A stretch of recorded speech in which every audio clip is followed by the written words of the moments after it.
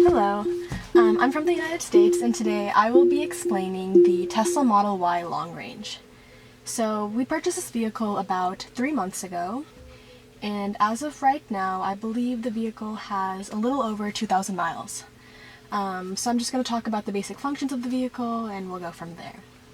So in the front of the vehicle we have this screen, and this screen is what we use to control basically everything. Starting at the top, we have controls where we can control the lights, the mirrors, the glove box, and also Sentry mode. And there's also an option to have multiple profiles. So the car will change the settings of the seat, the steering wheel, and the mirrors, however your profile is adjusted. For example, when I click this profile, my seating changes. And when I click this profile, once again my seating changes, the mirrors change, and everything is adjusted to my settings. On this side of the screen we also have an option to open the glove box, again adjusting mirrors and the steering wheel, and turning on Sentry mode and recording. Moving on to the next tab, which is pedals and steering. There are two options for acceleration in the long range model, chill and standard. There's also 3 steering options, comfort, standard, and sport, and 3 stopping modes, creep, roll, and hold. So creep will move the car slowly when the pedals are released. Roll means the car will roll when the pedals are released, and hold, which is what we all prefer to use, will actually maximize range by extending regenerative braking to lower speeds and automatically blends in brakes to hold the vehicle at a stop. This is what I would recommend using, hold. It regenerates power to the vehicle, which is definitely a positive. When it comes to chill and standard mode, I also think that driving on chill is better. I would compare driving on standard sometimes to driving a rocket. It's very quick. There are also other settings as you go down: off-road assist, slip start, and trailer mode. Now, when we come to charging, here it shows us the exact percentage that we have left on the car. You can open the charge port, which is actually located in the back, left side of the car on the outside. And just other details about charging. Autopilot. So Teslas have 2 versions of this. So when you pay, there's something called full self-driving autopilot, which is, I believe, an extra $12,000, and that price may increase. And that will allow the car to be basically self-driven. It'll stop at lights, stop at stop signs. The car does everything on its own. But for this vehicle, we don't have full self-driving. We just have the regular included autopilot, and that allows us to go anywhere where there's lines and you can see where the road is, and the car can identify that. The car will steer itself, stay in between those lines, control speed, slow down. The only thing it won't do is stop at stop signs, and it won't stop at red lights, and it won't pick up by itself at green lights. So these are all different types of settings. For example, speed limit warning, that's shown on our display. And then forward collision warning, which we have set to early. The forward collision warning is like a beep that the car will sound if it detects that you may hit something or there's some type of emergency happening in front of you. This is very useful, so we have that set up early. Lane departure avoidance, there's 3 settings for that. You can have it off, warning, or assist. Basically, if you exit the lane, the car will detect that, and if you have it in warning setting like we do, the car will make a sound and alert you. But if you have an assist setting, the car will actually move back into the lane. We also have these settings on: emergency lane departure avoidance, and the other ones listed there. Green traffic light chime is very useful, actually.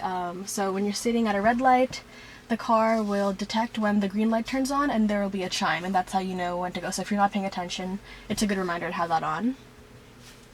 Now these are just locks, and then headlights, display. So you can choose if you want the car to be on light mode, dark mode, or auto. So depending on the day, the screen will change.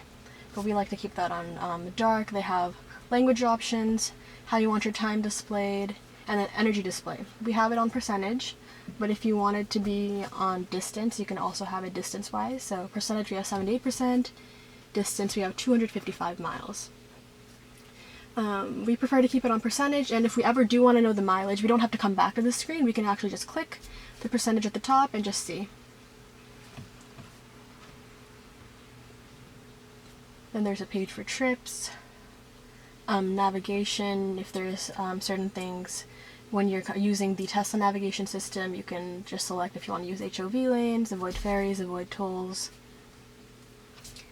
Then there's safety, and this is Sentry mode. So Sentry mode is basically the camera system the car has. So once you leave the car, lock the car, go wherever you're going, home, work, school, you can turn on Sentry mode from your phone, and basically the car will record any incidents that happen, such as someone walking by the car, and all of that can be viewed. Once you get back into the car, there'll be a notification, 3 events happened, and you can open that and see what happened. That's pretty useful. You can also set it so it won't, you can have it automatically turn on, and you could set your location like your home, and the Sentry mode won't turn on at that location. So these are all just other like information areas and software and upgrades. So upgrades can actually be purchased from your phone. We have it disabled for in-car upgrades, but that's something that can be enabled. And there's different types of upgrades, such as the full self-driving, if you want to purchase that, something called acceleration boost, and those are all things that you can see from the app as well. And then the car also has a bunch of fun features. They're great for kids too. So they have arcade. There are multiple games that can be played. And then there's Toy Box. There's Colorizer, where you can actually just customize what color your car is while you're inside, so that's what you see on your display. There's Light Show, which is a really fun feature where the car will basically dance to the set song.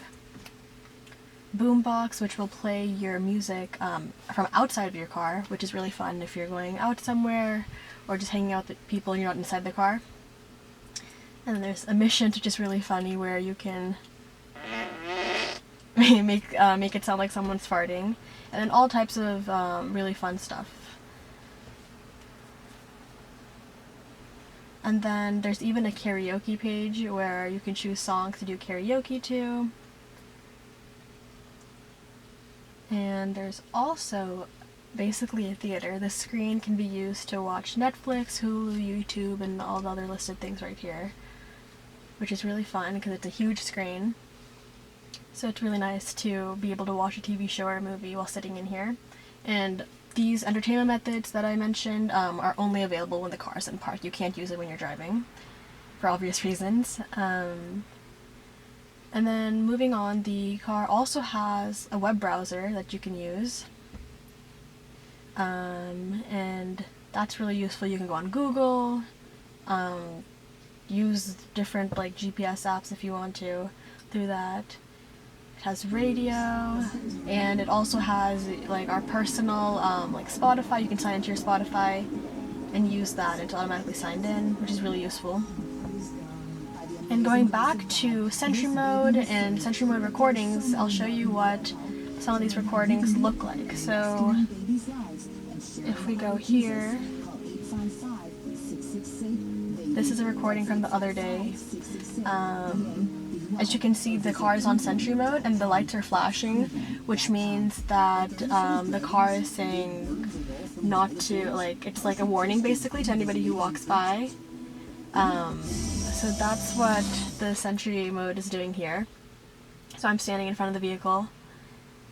And here again, this red dot usually like indicates when an actual, like the exact moment when somebody walks by or is nearby the car, like that. Let's see, there's a better example. Or something like this where you can skip forward and we'll see what happens.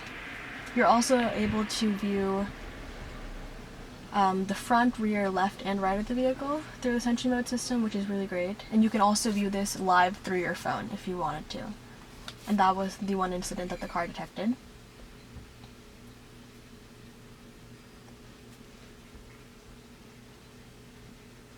Then moving on, the car also has a really great camera system that can be used while driving. So currently the trunk is open, but if I close that, we'll get a better view. So this is the camera system. This can be accessed while driving, and it's best to keep it on while driving, obviously. And you're able to see the rear and the left and the right. There's also, once you're driving the vehicle, the camera will also pop up if you don't have this open, and you turn on your signal left or right, like this. You'll actually be able to move this, and it'll show up here. So basically, it's like your blind spot. And this is the left, and again, you're able to move it to wherever is easiest for you to view.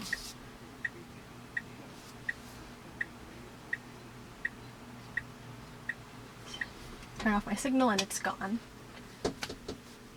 And I believe that's all for the interior of the car, and what the screen provides us access to. Overall, I think that it's a lot of these features are very useful, especially the camera feature. In addition to this camera feature, when you're actually driving on the street, this section of the screen will actually be a real life replica, basically, of what you are experiencing while driving. You'll see the lanes marked, you'll see if there's bicycles, people, and other vehicles, and that's also very useful, especially when changing lanes. You'll be able to see if there's anybody near you. And when you change your signal to change lanes, the car, there'll be like a car, your car, and you'll see any other cars nearby you, and if you're too close, the car will actually turn red. Basically telling you not to change your lane because you're too close. So I think that's it for the interior of the car, what the screen can do. And overall, as I mentioned before, these features are very useful, and it's really great to be able to access information about your car from your phone, to be able to have safety features such as Sentry Mode. You can even use your phone to you can like remote start your vehicle, turn on the AC of your vehicle, and you don't even have to be inside of it. You can have it all ready for you to go. If you're trying to go somewhere, you can have everything preset. And yeah, so thank you.